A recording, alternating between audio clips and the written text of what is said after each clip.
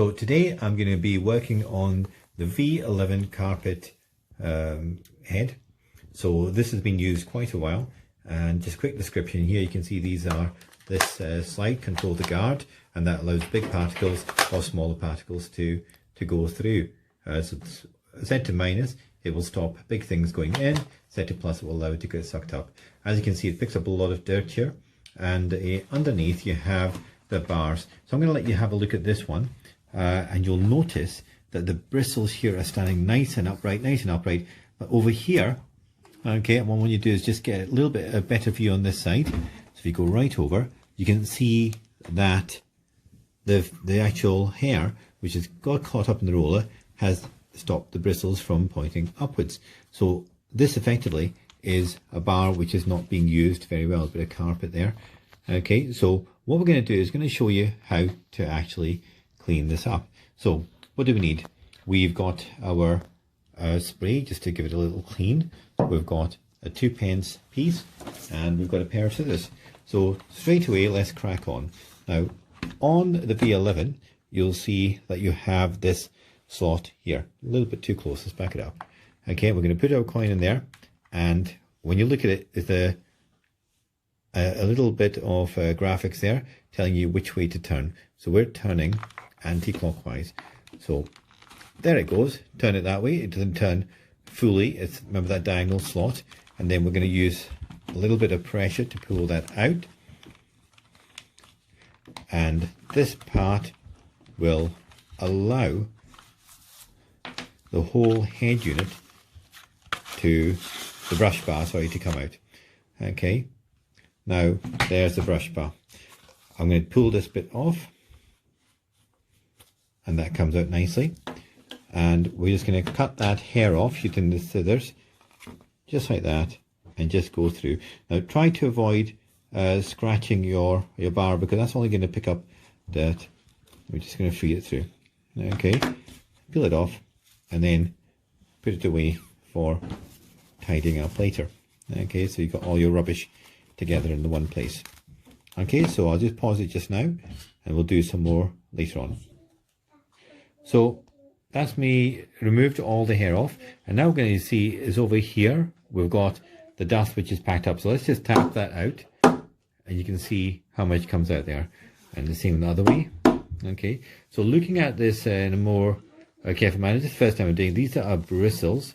You can see they move slightly, and over here this one, which I said was bent over, is a very, very fine fibre, and imagine that's for helping to clean smaller, finer particles of dust, etc. So it's a different type of bristle. So when I said it was all pushed down, it is, but as I said, I think it's by design it's meant to do that, but the hair doesn't help. So we've got all this dust coming out, and now what I'm going to do is just use my cloth here just to clean up some of this stuff, because you don't want it just going back into the machine.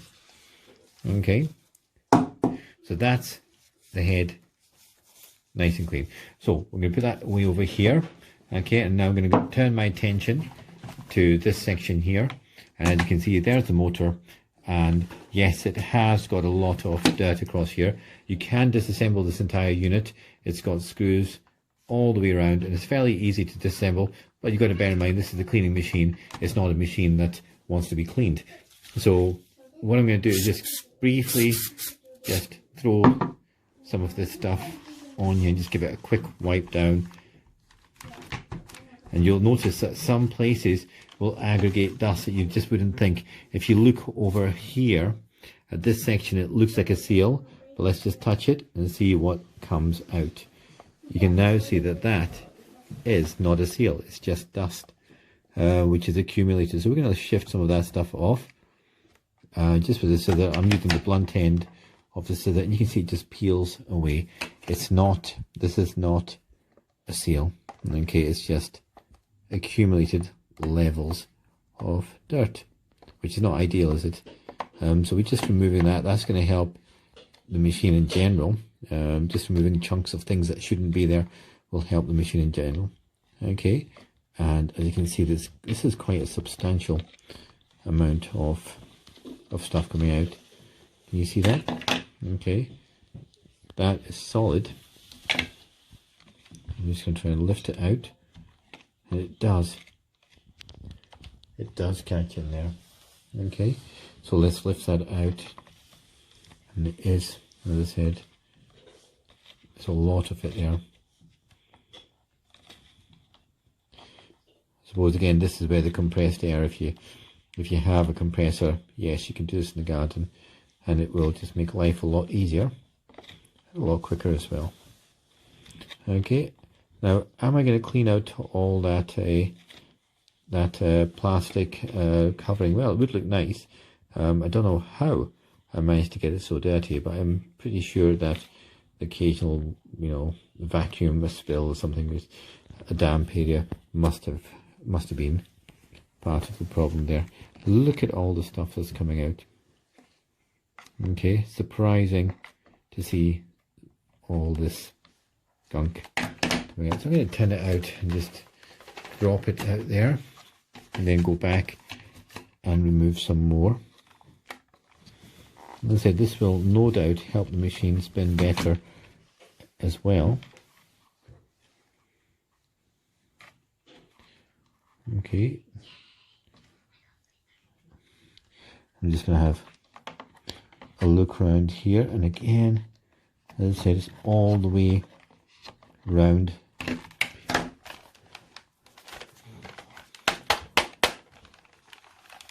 This machine, each time you think you've got a big chunk, to get it from underneath as well, each time you think you've got it all out, just rotate it round and it drops some more out.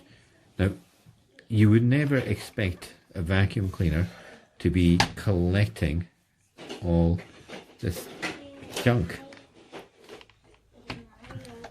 So this is about 6 months worth of junk, so I don't know how quick it got stuck in there.